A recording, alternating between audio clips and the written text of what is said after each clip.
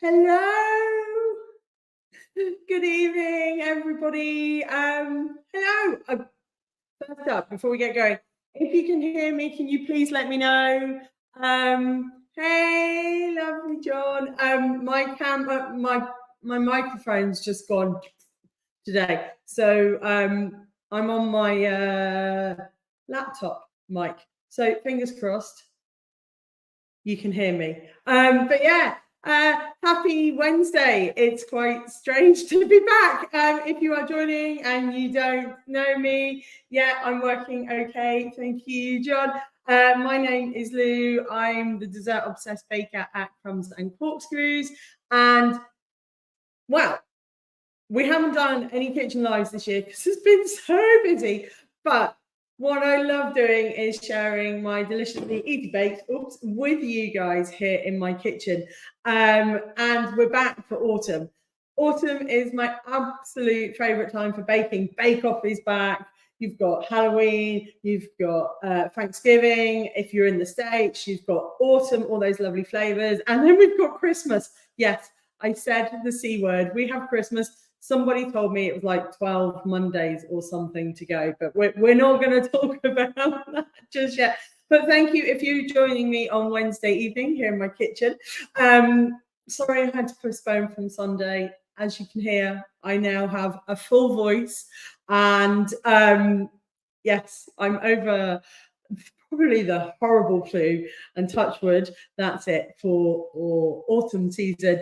Hi everyone, hi Rachel, good to see you, and glad to see you back as well.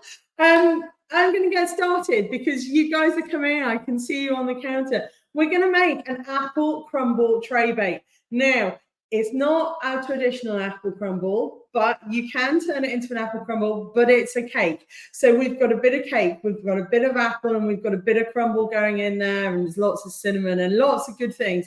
And I'm going to show you all the ingredients in a minute.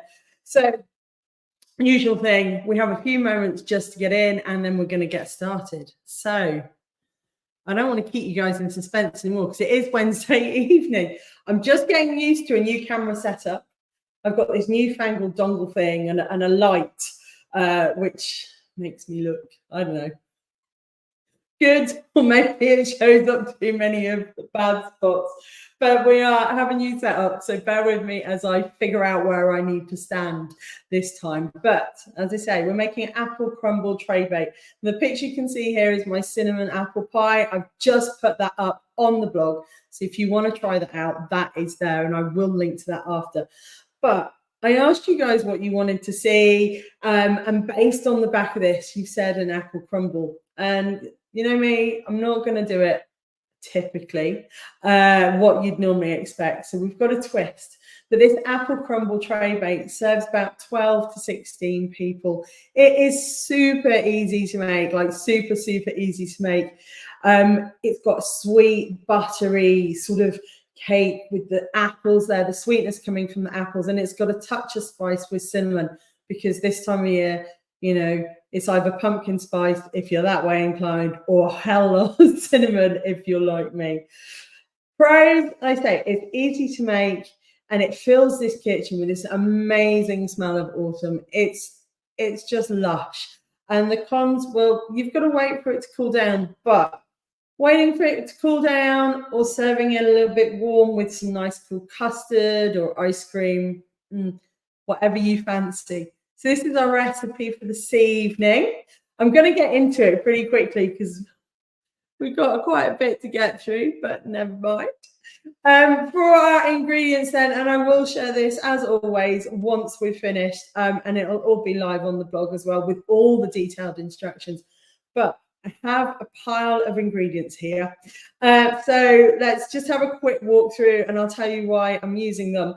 We're going to be using Granny Smith apples today. When you're doing anything like a normal crumble or an apple cake or something, you want something that is not going to go mushy. It's going to hold its own whilst it's been baking and all those sugars leach into the cake and the crumble and the fruit that you've got in there. And a Granny Smith is a really good sort of apple to use. It's quite solid, it's tart, but it's also got that sweetness. So it all comes together really nicely. You can also use a Braeburn or something similar like that. You don't want any of the flowery ones like a Golden Delicious or those sort of coxies, because they'll just sort of become quite mushy as you bake them. So Granny Smith apple, 2 to 3 I've said, big ones. When I ordered them this week, they came quite small, so I've got 4 of them. I've got an extra one on the side just in case I need it. We're going to be using self-raising flour. I've got 350 grams of self-raising flour here. If you can't get self-raising flour, on the blog, I do put the substitutions in. You can use a plain or an all-purpose flour with the baking powder added. Self-raising flour, if you can get it, especially here in the UK, it's quite popular. Just means we haven't got to faff around and get things mixed in. So we're going to be using our self-raising flour, but I am going to add just a touch, just a teaspoon of baking powder, just to give it a little bit of extra lift and make it nice and fluffy. On the sugar side then, we're using 2 sorts of sugar, and you don't have to do this. You can just stick to a regular caster sugar if you want, for both using the same quantities. But I like, again, using a combination of a soft brown sugar and caster sugar. And I'm using a light soft brown sugar here because it's going to give us some nice caramelly tones to the flavor that go with the apple and the cinnamon. But it's not going to be overpowering like a dark soft brown sugar would be, or a dark muscovado sugar. It's got that really nice balance in. And then I'm adding to it just a little bit of caster sugar. This is 100 grams of caster sugar. And in here, I've got cinnamon caster sugar. Like I say, you can use regular caster sugar or super fine sugar, it might be called where you are. But I have a cinnamon caster sugar, and I'm going to show you how I make it because it's ever so simple. I get a pot. I put my caster sugar in, and then I can't open it now. I put my cinnamon sticks in, and I just leave it there and leave it in the cupboard and give it a shake and top it up all the time. And all that does, it's like when you're making vanilla sugar or lavender sugar, it will infuse into that sugar and it will bring that extra flavor into your bake. So that's what I'm using, my cinnamon sugar, which is here. I don't know if you'll be able to see it on camera with this light, but it does just have a tiny little bit of a brown cinnamony color to it because it's been in here quite a while. But you can just use regular white. So we're using soft brown, light, and caster sugar. We've then got butter. We've got quite a lot of butter. It's looking quite soft here under the lights. I'm using salted butter, slightly salted butter, 250 grams. This has been out this afternoon, so it's softened. And you can use unsalted butter if you like, but just add a tiny pinch of fine sea salt to it. The salt, there's been a conversation about this over on my Instagram, but the salt brings out the flavor. It's the amount that's in a slightly salted butter is not overpowering. It's not going to make your bake salty or anything like that. It's going to draw out those flavors. It's going to draw out the warmth and the spiciness of the cinnamon. It's going to intensify the sweetness of those apples. So by using a slightly salted butter, we don't need to add any more in. So this has been out, like I say, it's softened. So make sure you get it out of the fridge sort of half an hour before, just to let it come up to room temperature. And we'll talk about that when we get mixing up. We've also got some yogurt, which I've got in the fridge. I'm going to add that in for a little bit of extra fat, but moistness in my sponge. I'm using some dark rum. This is optional. Cinnamon, sugar, apples, rum. So you don't have to if you don't want to, but we love a little bit of a rum in there. And 4 eggs, just our medium eggs. And again, these are at room temperature, so they're not too cold when we bake. We're going to be putting then a layer of cake with a layer of apples, and then we're going to be putting our crumble topping on top. Now, if you want to just make this as a regular crumble, you can cut out the cake bit, beef up the apples, and you can use this crumble on top of your apples, and it's just perfect. It's a great way of using stuff up. But for our crumble, we're beginning using very similar ingredients.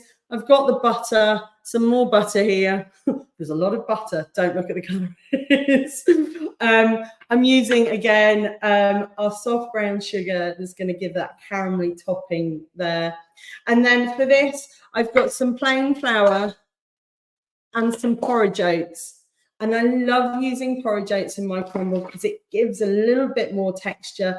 And then the crumble topping with the flour and the butter and the sugar clumps around those, and you get really good crunchy nuggets in your crumble. So that's what we're doing. And we'll be adding a little touch of maple syrup to it as well. So there's quite a lot of ingredients. You can mix and match, do what you want with it. You can cut, like I say, you can cut the cake out altogether for this and just go straight in with apple and the crumble topping. But we're going to put all this together. In terms of equipment, I've just remembered I haven't done the equipment slide for this presentation, but you're going to be wanting a stand or a hand mixer for making the cake. What have I got in here? I'll talk about the tray in a minute. I've got my usual accoutrements, some spatulas, sharp knife, spoon measurement, scissors, but also an apple corer if you have one. Doesn't matter if you don't need it for cutting your apple, but I'm going to use one anyway. So that's those, but we've also got our tray baked cake. So like I say, this is a tray baked cake. If I was making this as a crumble on its own without the cake, I'd use a smaller pan and a deeper pan to get really nice, good filling. But this is a 9 by 11, I think. I will double check for you. I meant to measure it before, and I'm going to do girl measurement. Yeah, it's a 9 by 11. I will link to it. Tray baked pan, and it's about 1 inch deep, and this is going to give us a nice depth to our cake with our apples and our crumble on the topping. This is a non-stick one, but I am going to line it with a little bit of baking parchment.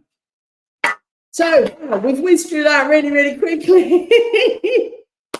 Should we just get stuck in, and I can tell you more as we go through. Let's put it onto whole screen. You can see the kitchen's back and I'm back. So all's good. And I've just heard that the delivery man has come with a parcel to the door for my mother. He'll leave it. It's fine. I thought he was going to come earlier. Always happens. Right. So first things first, what I'm going to do is I'm going to make the cake batter and the crumble, and then we'll do the apples. Purely because if I do the apples now and we're talking and we're going through all of those bits and pieces, that they might start to brown. And yes, you can use a little bit of lemon juice to stop that browning, but we've got time and there's nothing complicated to them. So I'm going to do my apples last and move those out of the way, and we can get all the other bits and pieces ready. So I'd like you to introduce you to my new baby. I've got a new KitchenAid. My other one, it doesn't reach. My other one had seen better days. And this one, I absolutely love the colour. I can't reach the plug, so he's just going to sit here. So this is his first time out, test driving. He needs a bit of a name. Figure that out later. So we're going to make our apple cake. That cake layer that we've got. And what I'm going to do this time is, because it's a tray baked cake, I want it nice and fluffy, but I don't want it to puff up all over. I want it to have a really good texture where it's held together, but it's not dense. The gluten all works together, but you get nice pieces of a tray baked cake, especially as we're going to put the apples on the top of that and cook them on top, so their juices will sink into the cake. So rather than doing a standard creaming method that we would typically do, where we cream our butter and our sugar, then we add our eggs, we're going to do a reverse creaming method. And trust me, it works, and we'll talk about it as we go through. Excuse you. Just clicked. So we're going to start by mixing our dry ingredients together. So our flour and our sugar, etc. Then we're going to add our fat with our butter, and then we'll add our eggs at the end. And it sounds weird. It sounds very odd, but it really does work. And working this way, the gluten molecules of the flour get coated with the butter, which gives us that beautiful buttery texture, sweet texture to our cake, but also holds it together, gives it a nice structure, and stops it puffing up and being too puffy with those apples on the top. So let's get rid of some of the bits and pieces that we don't need. So reverse creaming method, then you can do this with a stand mixer or a hand mixer, or if you're feeling quite strong, you can do it with a wooden spoon or a spatula in a bowl on itself. But to start with, then I'm using the beater attachment if you're using a stand mixer, and I'm just going to put in, let's take this off, it'll be easier. I'm just going to put in then our 350 grams of self-raising flour. Get that all in there, and you keep it. Oh, that's a little bit left in the bottom. Thank you for joining me this evening. I seem to have got my voice back after being poorly. Okay, then. So that's our flour in. We're then going to add our sugar. So this is 100 grams of our cinnamon caster sugar.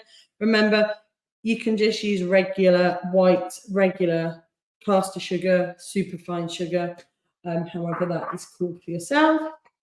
And then I've got 200 grams of light soft brown sugar, and in you can use a light muscovado if you want instead. And if you don't have different sugars, you can just use regular white caster sugar. In here then I've got an extra teaspoon of baking powder just to give it a little bit of puff up, even though we're doing the reverse creaming method, and a teaspoon of cinnamon. I'm only using a teaspoon of cinnamon here because I have that in the cinnamon sugar as well. If you're not using cinnamon sugar, then you might want to add a little bit more. Just add it to taste. Don't go overboard, because otherwise it can be really overpowering. So that's it. That's all my dry ingredients: my flour, my sugar, my baking powder, and my cinnamon. And we're going to put it on. You need to get used to this now. It's got a little lock on it. And on a low speed, don't put this on high if you're doing it with a stand mixer or hand mixer, because it will just go everywhere. On a low speed, she says, there we go. Ooh, lovely and quiet. We're just mixing everything together, and we're just mixing it until it's well combined, the sugar, the flour, etc.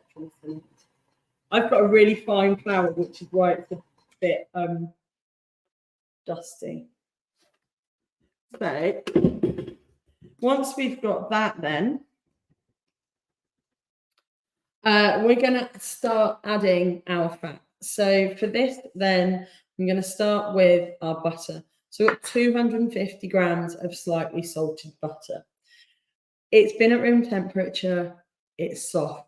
The reason being we want this soft and at room temperature is that if we're adding cold butter to this now, to our flour, our dry ingredients, it's going to start clumping really easily. What we want with this reverse creaming method, like I said, is those gluten molecules in the flour to be coated in the butter. The butter being soft and at room temperature means it does that really nice and easily. So if you haven't remembered to bring your butter up to room temperature, just give it half an hour, do the crumble topping, do the apples, do other bits and pieces, just let it come up to room temperature.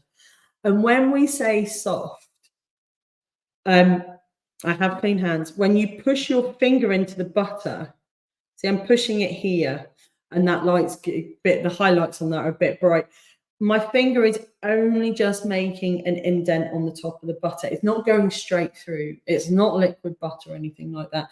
It should still have a little bit of resistance to it. So yeah, So this is our room temperature butter, softened room temperature butter going in. And again, we're just going to I need to remember this has got a stop on it. Again, just on gentle speed. And what happens then now is that butter is going to start breaking down into the flour and the dry ingredients and coating everything, and it will just be nice. So what we're looking for is a nice sandy texture coming through here, and I can see it working. So that's good. Whilst that's just doing its thing,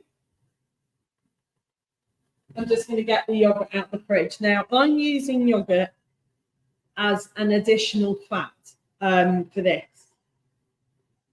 And the reason being is the yogurt will help keep that nice, moist texture to the apple cake as well. I love using a yogurt or a sour cream or a creme fraiche because it's not adding solid fat like a butter. It's adding a different sort of fat to the mixture. And especially with something that's got cinnamon in, it's a really nice way, or even a chocolate cake. So I'm going to add that in a moment. I'm going to show you, because I can now, because we've got this new camera setup. And how quiet was that? I love that. Love when you hear. So as you can see, we've got it started to clump just because I let it go a little bit longer. But I've got a spoon. It's quite a sandy texture of the cake batter there with just the butter and the dry ingredients in. So that's what we're looking for. What I'm going to do next is just add my yogurt. Seeing a couple of people. Oh, I love you too, John. Hi, Gina. Hope you're well. Everybody's coming in on a Wednesday evening. This is lovely. Yeah. So I'm just adding some natural yogurt in. You could use a Greek yogurt if you wanted to. I mean, you could use a honey yogurt. You know, you can get Greek yogurt with honey, Greek style yogurt with honey or something like that. Just to add a little bit of extra sweetness in. That would be quite nice. And I'm just going to, that hasn't, there we go. Well, I haven't put that down. And we're going to just let that mix together. And I'm just going to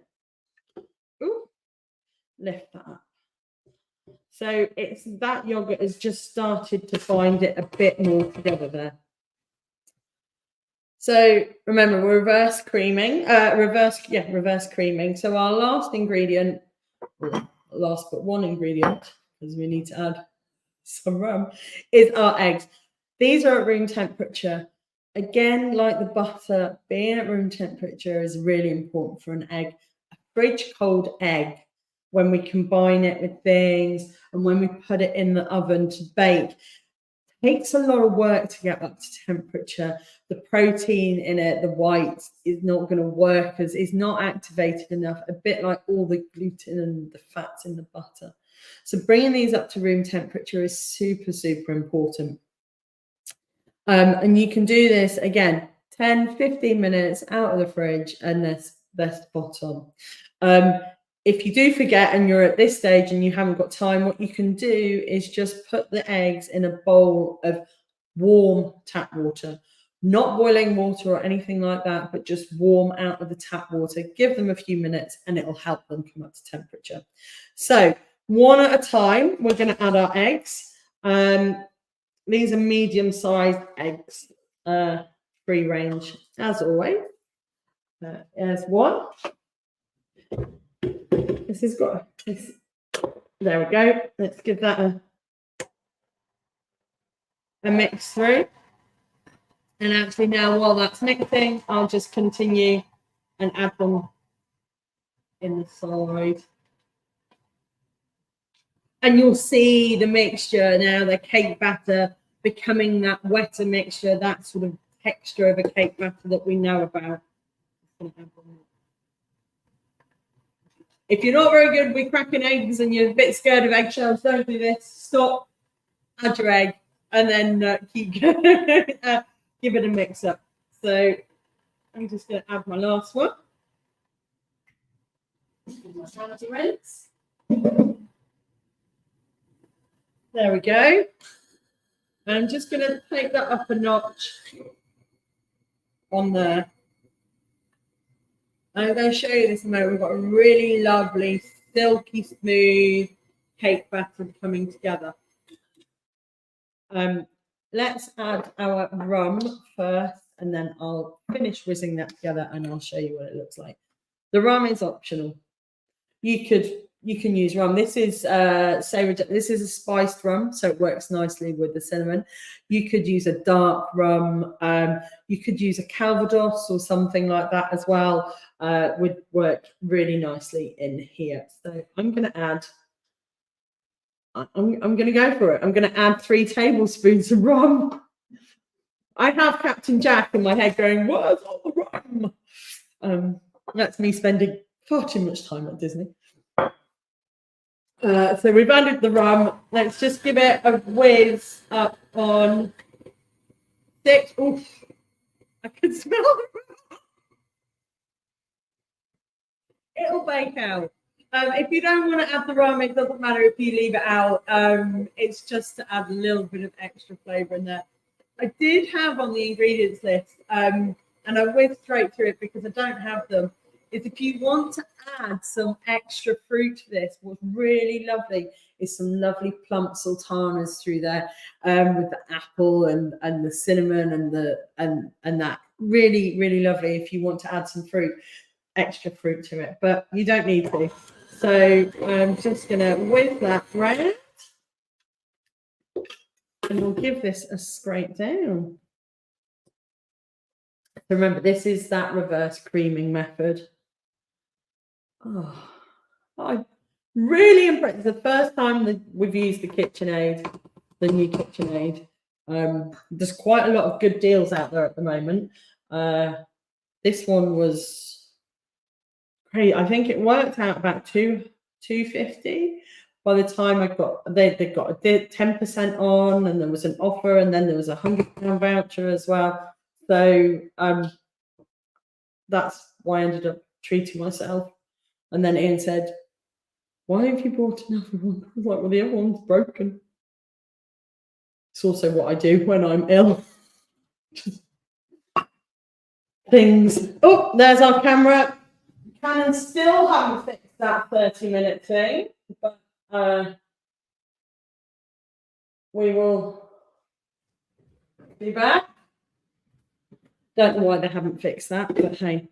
So this is our lovely, lovely, smooth, silky, really easy to work with cake batter there. And it's just nice. And that's when you, with your cake batter, what you want, especially having that room temperature softened butter, is that you're not fighting it. If you've got your cake batter and you're folding it like I was just then, and you're finding that it's really stiff and hard to just sort of maneuver, it's too dense, and that's going to give you a really dense cake. So again, that's another reason for your butter to be nice at room temperature. So we have here our cake batter. That's it. That's all we need to make with the mixer. So, hey, Mr. New KitchenAid, thank you very much. Throwing things in the sink. I'm going to put that to one side for the moment, and we're going to then make our crumble topping, and then we'll cut our apples and assemble everything together. So that's to one side. Crumble topping. You can make this. Here's a secret. You can make this in advance. You can make a big batch of this in advance, portion it up and put it in the freezer. And what you can also do is, if you've got the windfall apples, or you've got some apples that are in the bowl that just need, they're not quite right, they're on the turn, prepare them, freeze it. You don't have to freeze them together. What you can do is you can prep the apples, freeze them in containers. I use takeaway containers. And then you can make the crumble and then freeze it out in freezer bags. Then when you're ready and you need a quick dessert, you just take the apples out of the freezer, take a crumble bag out the freezer. Crumble will not freeze solid. So it's quite easy then to just put the apples into your dish, scatter the crumble topping on the top, and whack it in the oven for 30 minutes. So it's a really super easy dessert. And then if you want to, you can make cake. So this is a really easy crumble topping recipe that you can multiply up. So you could double this, you could triple it if you wanted, quadruple it, and then split it into however many portions that you want. But with this, we're making a portion that's going to go with a knife on the top of my cake, 9 by 11. So what I have here then, and it's so easy to make crumble, is our ingredients. We've got 100 grams of butter, 150 grams of porridge oats. These are porridge oats. They're not jumbo oats or anything like that, because they will be, they're too big to hold your crumble topping together. We've got some light brown sugar, again 100 grams there, and 100 grams of plain flour or all-purpose flour. If you don't have any plain or all-purpose flour in, self-raising flour will be just fine for this. We're rubbing everything together. So then, into a large mixing bowl, do this with your hands. You're going to take my watch off. You're going to add the dry first. So 150 grams of porridge oats, in it goes. Our 100 grams of flour and our 100 grams of light brown sugar. Let me just move those. I'm going to add the butter and a touch of maple syrup in a moment. I am just going to, because this is the easy bit to do, mix this all together just to give it a good combine there. Don't worry if you've got any lumps of sugar or things like that. We're going to work that out. Then we're going to add in our butter. Now, it doesn't necessarily need to be at room temperature for the crumble topping. If it's slightly chilled, as long as it's not solid, it is going to be easier to work with.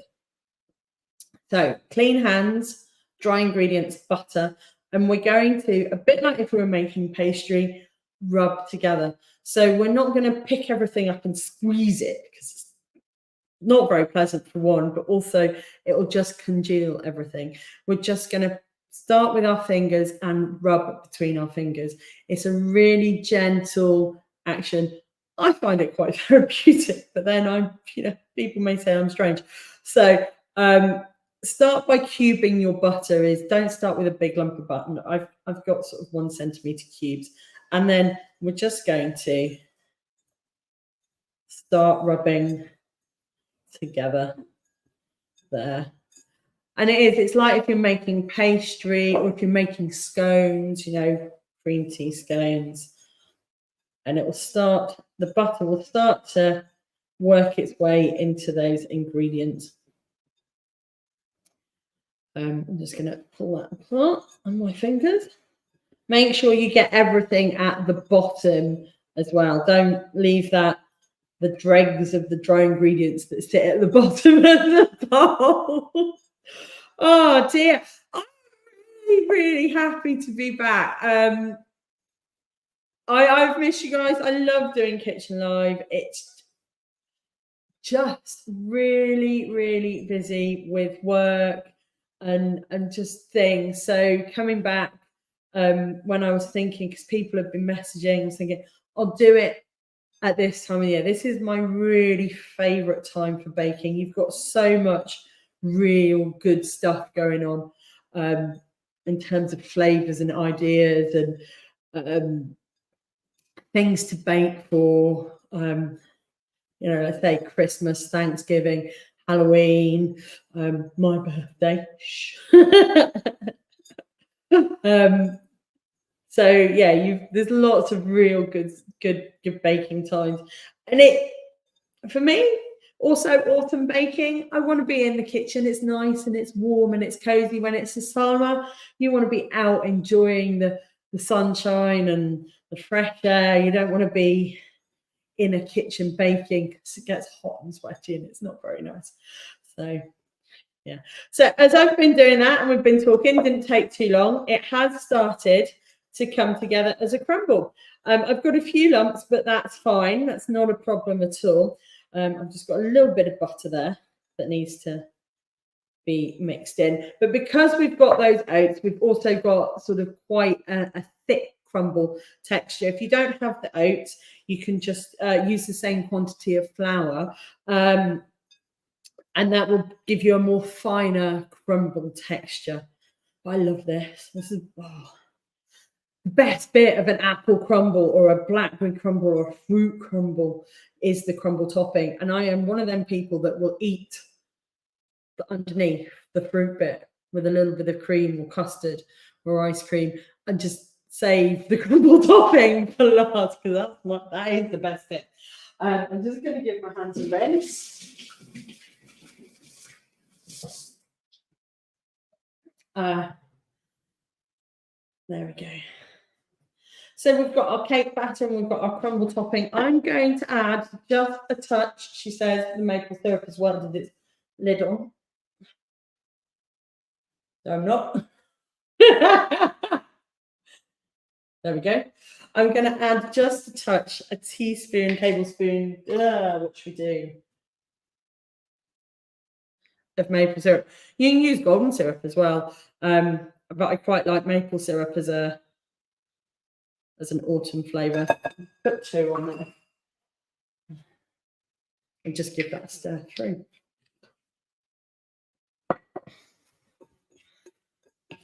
There we are. So we've got our cake batter, we've got our crumble topping. We need to do our apples now.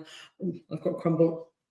But what I'll do first is, like I say, I don't want these apples to brown whilst we're putting this together, because I don't have any lemons to squeeze over the top. So we'll prep our cake. We'll prep our cake tray. We'll get the cake batter in. We'll sort the apples out, and then we'll put the crumble on, and I'll put it into the oven. So you can, if you want to, use a round cake tray.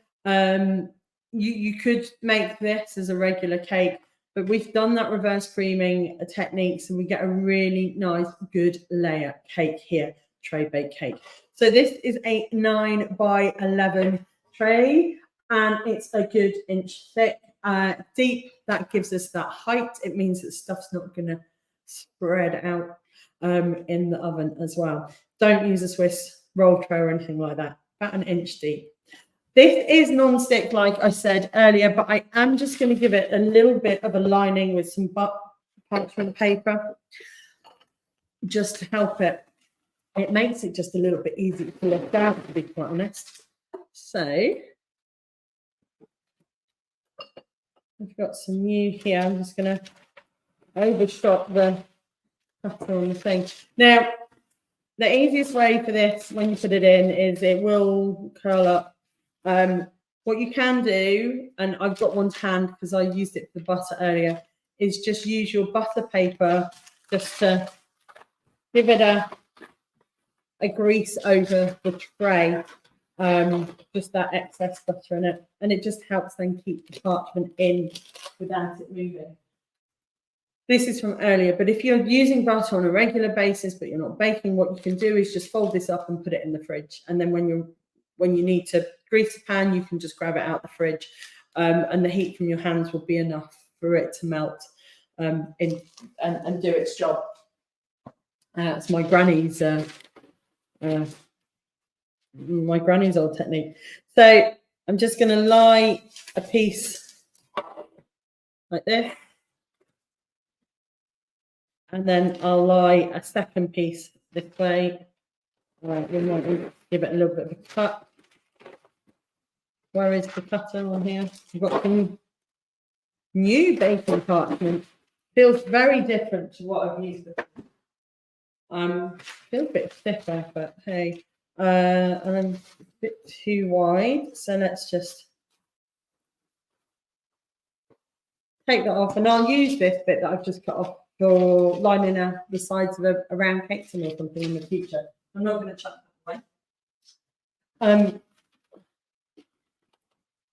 and we'll just put that there. In fact, what I might do is, bear with, I'm just going to swap these around so that goes on the bottom. There we go. And that one goes on the top. There we are. So we've got our tray all lined over. You can fold the edges back if you want. So with our cake batter then, this is from earlier, not that long ago made. It's fine just standing for a few minutes. It's not going to do any. Just, I can smell it. I can smell the cinnamon. I can smell the butter. I can smell the rum. And we're just going to pour that in. There we go.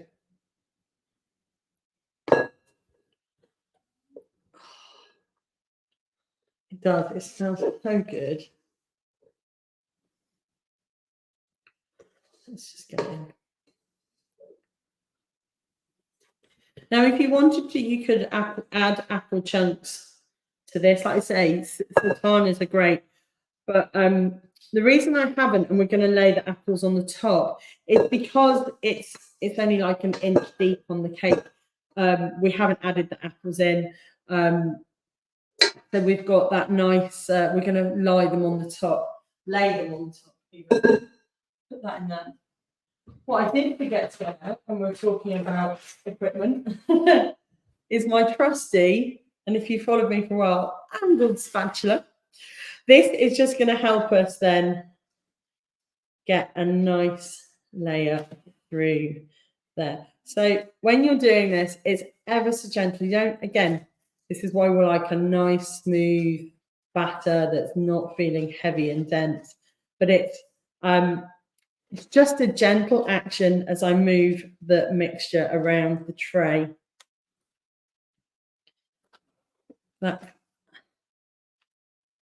Work it into the corners. Again, gently. It's not anything, you don't need to force it. Work it in so you get a good level. Oops, I just realised it's off. We're going to have to look at that light because our highlights are a bit blown out in places, aren't we? We've got a good level there. Just pull it through. And the reason I love an angled spatula, you guys know this if you've watched, is because it's got this crank. And it's especially good for buttercream or leveling your cheesecakes or brownies. Because when I'm doing that, I'm not trying to fight a flat spatula. I'm not trying to stop my knuckles and my fingers getting in the batter.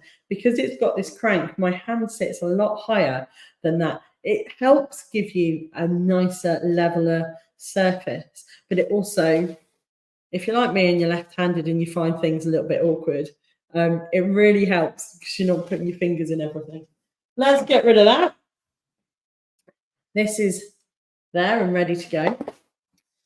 And we're now going to make our apples. Well, we're not going to make our apples because nature has made our apples.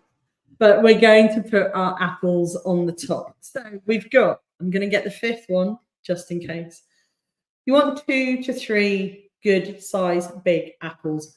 Mine are quite small. And these are Granny Smith. So I'm going to crack on and get cutting these and pouring and peeling them. But we'll talk about this as we go through. I'm just going to get a bowl to put the waste in. But, Granny Smith, anything that's nice and sharp and is quite a solid apple to eat. The reason being, like I said at the beginning, is if you've got a soft or a flowery apple like a Cox or a Golden Delicious, is their flavour when they're bakes out, they're not as good, and they just fall apart when they're cooked. They go a bit soft. So I've got Granny Smiths, like I say, because they're nice and tart. They've got real good flavour to them for this. But you could use a Braeburn or something like that, or Gala. So what I've done is I've peeled and I've poured and I'm not Jamie Oliver, so I'm not chopping, but I'm chopping them quite thin. Because what I'm going to do now, let's move this one out of the way. And we'll start, I'll start at the top, but you will see it. Is I'm just going to lay these apple slices now. So if you're doing an apple tart, I'm just going to lay them on the top. Now, they're not thick. They're a couple of millimeters or so in thickness, because what we don't want to happen is for our cake to bake, our crumble to bake, and our apples to be sort of still a bit dodgy in the middle. We want them all to bake at roughly the same time. So cutting them nice and thinly and just laying them out here is perfect. If you wanted to do this, like I said, you can use exactly the same recipe apart from the cake bit for an apple crumble. You would chop your apples into chunks, into really good chunks, rather than slicing them up here. You want real good texture. And apple crumbles with, if you've got fruit at home in the garden, with pear, it's really good. Or if you've been not scavenging, but, you know, blackberry picking in the hedgerows, they really go so well with the apples. So I'm just going to say, I'm doing this now because I didn't want them to go brown earlier. I'm not being diligent about getting all the skin off. It doesn't matter. We just want to get most of it off. And that's because the skin gets quite sort of, it's not particularly nice when it bakes. We want the sweetness from our apples going out into the rest of it. And these juices will run into the cake batter. Can you see? I know the light, because it's in the evening, we will sort the light out. You can see I'm just laying these on. That's a bit of a thick one. No, that's fine. It's only a small one.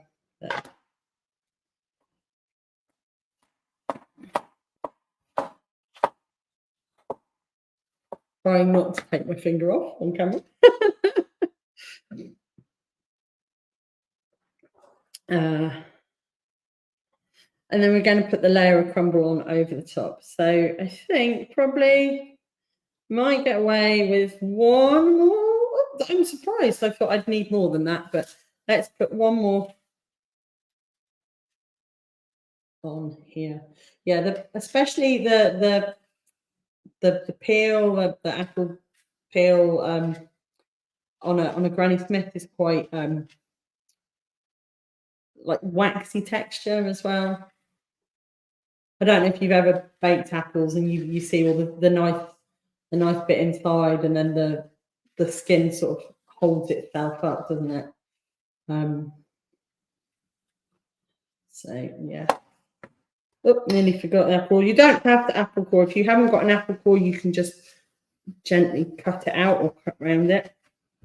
I have an apple core because we use it for coring and filling our cupcakes. So let's just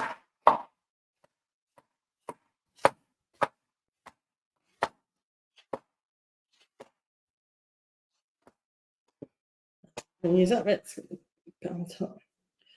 There we go. Love the colour of this sponge as well. It's got that real cinnamon colour to it. Let's just get rid of that.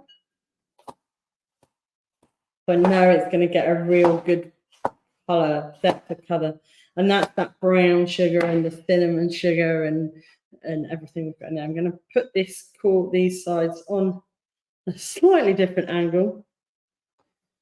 Oh dear. There we go. I'm going to stop there. I was thinking about putting a fourth one on, but you know, not necessarily less is more, but I think it will just make it a bit soggy.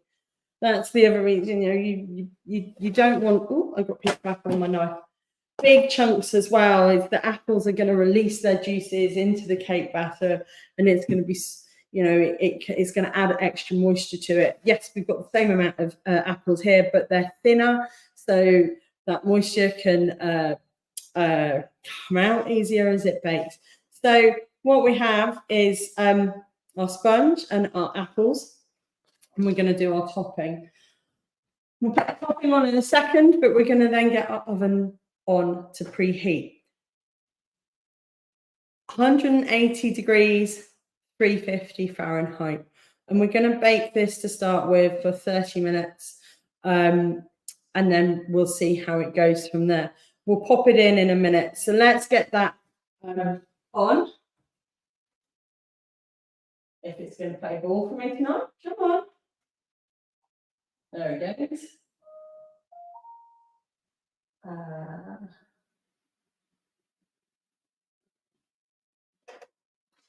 So 180 degrees C, 350 Fahrenheit. That's on to preheat. Now, I didn't do this earlier because if I'd have done this earlier, the oven would have been on for a good half an hour, 40 minutes before I've got to this stage. But, you know, if you've got stuff all prepared and you're ready to go, then you can preheat your oven. But don't, you know, we're still thinking about cost of living and all of that. Turn your oven on when you need to, not 4 hours before. That's an exaggeration. But a lot of recipes will say preheat the oven. Preheat the oven, then do all your ingredients. And whilst you're doing that, your oven is there just chugging away, burning for electricity and money. So be kind to your wallet and turn your oven on when you are ready. Most ovens now, most modern ovens, take 5-10 minutes at the most to preheat. And if you've got a recipe that takes a while to get together, turn it on halfway through. You don't need to do it at the beginning. So that's on 180 degrees, 350. We've got our cake with our apples on the top. And now we've got that beautiful, I love this. This is my most favourite bit, crumble.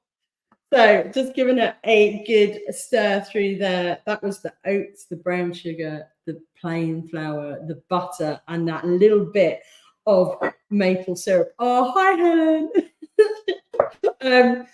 This is then ready to go. I've got some lumps, but as we sprinkle it on the top, it's going to be fine. So just get some good clean handfuls and give it a sprinkle, just as if you were making a normal crumble. I'm throwing stuff all over the counter. And we can sort it out in a minute. As you're sprinkling on and you're putting your crumble on, if you do it and still, just as we were doing it when we made it earlier using that rubbing in method, just do that at the same time. That'll help break up any big clumps of buttery crumble that you've got in there. But it'll also mean that your crumble goes that little bit further. Make sure you get the edges. I'll sort this out in a minute. I love it. It's my favourite. Let's go. And now all I'm just doing is I'm not pushing it in, but I'm just going across, making sure I've got no gaps. You know, make sure I've got, there we go.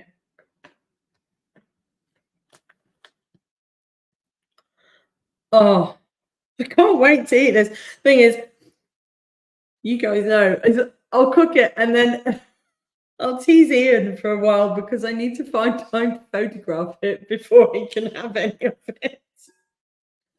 Oh dear. Bless him. He's out on his bike tonight. It's Wednesday. Let's just rinse my hand again.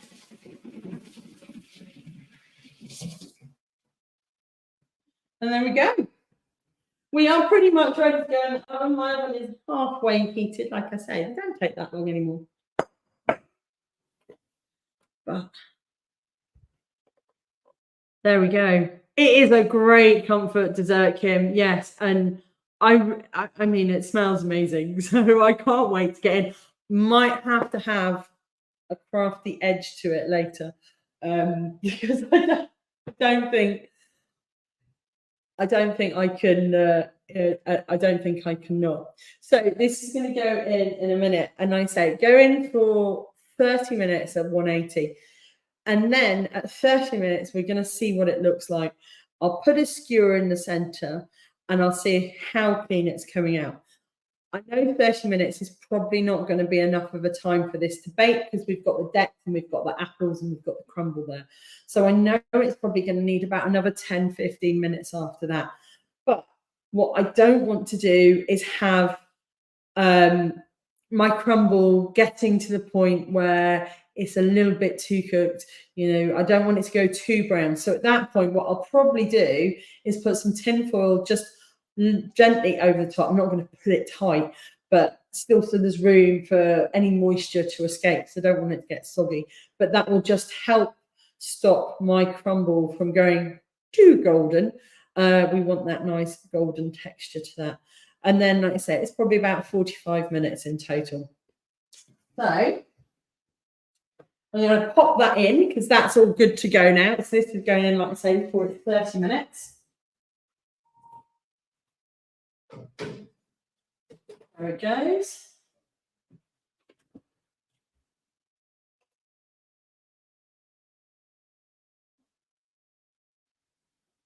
$30.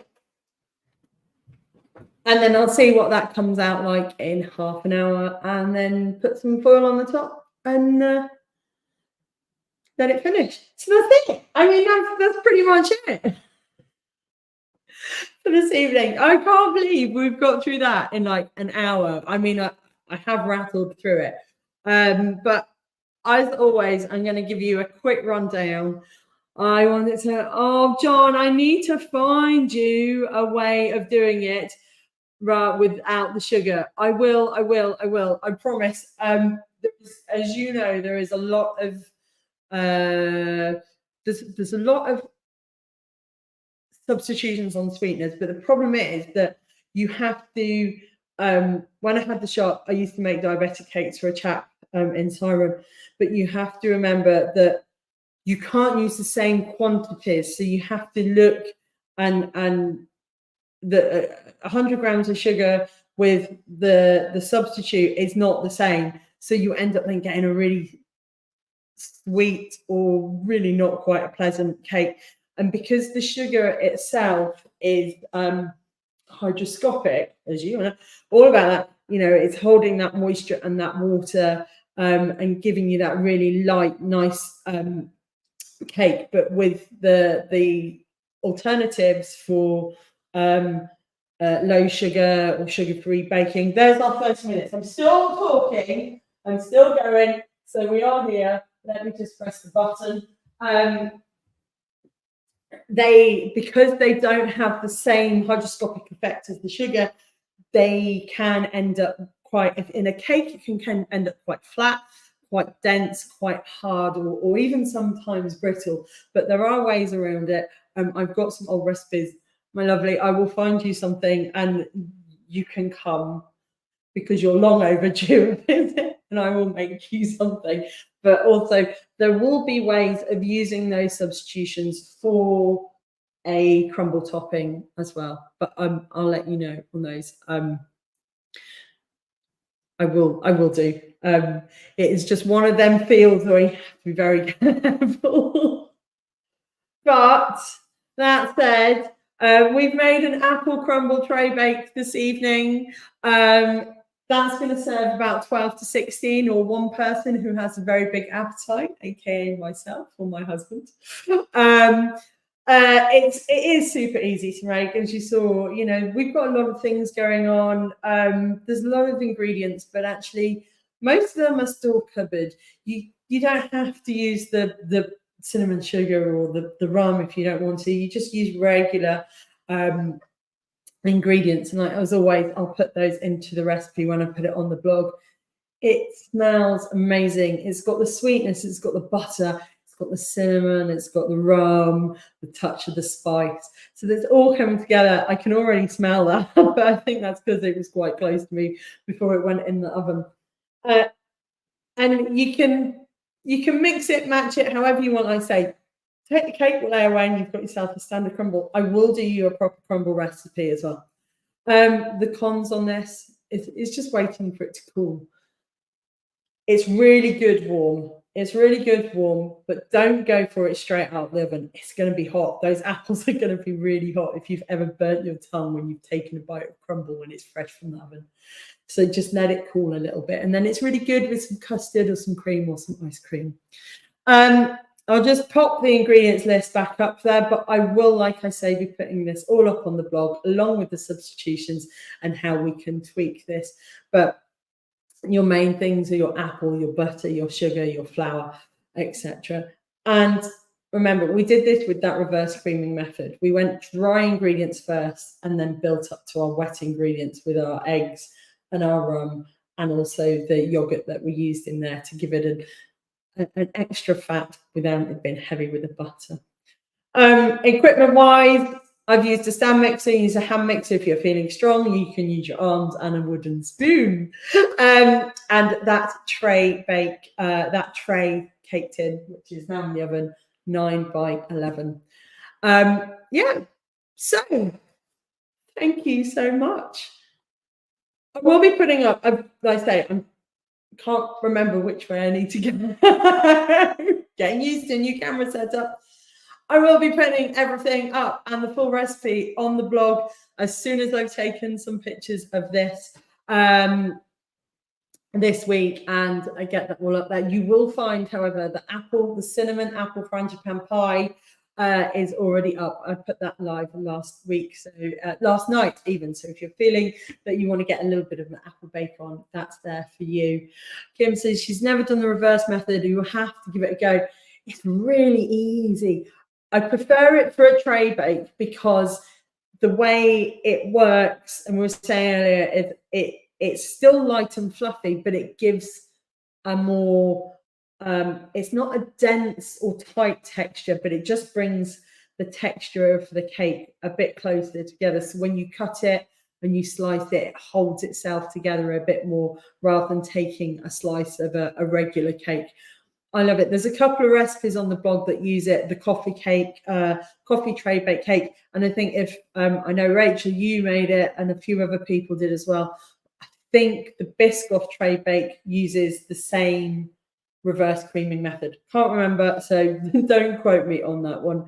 But I will be putting everything, no, that side, on the blog as soon as possible this week. And of course, I will let you know. Oh, where have we gone? That way. Weird, because the camera's over there and I'm here. So thank you so much for watching. Thank you for being with me here on Wednesday evening. Thank you for bearing with me whilst I was ill and we couldn't do this at the weekend.